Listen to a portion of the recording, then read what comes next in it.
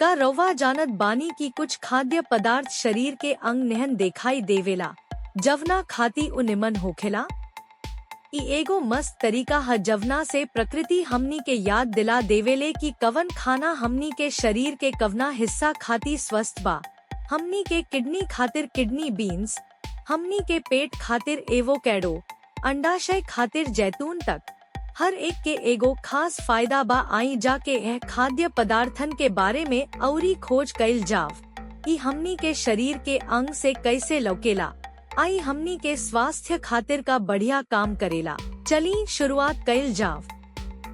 हमनी के महत्वपूर्ण अंग निहन आकार के किडनी बीन्स असल में किडनी के ठीक करे अवुरी निमन कामकाज के बनावे राखे में मदद कर सकता।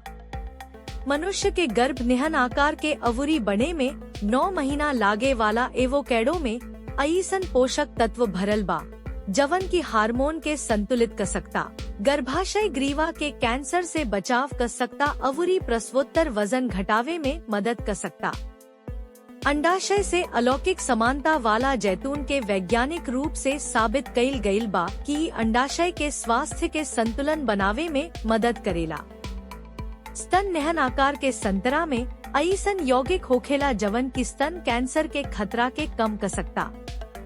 मनुष्य के कान से मिलत जुलत मशरूम में विटामिन डी भरपूर मात्रा में होखेला, जवन की हड्डी के स्वास्थ्य खातिर जरूरी होखेला।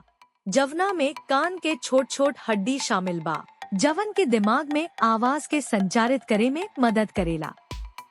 अग्न्याशय निहन आकार के शकरकंद डायबिटीज के मरीज के ग्लाइसेमिक इंडेक्स के संतुलन बनावे में मदद कर सकता।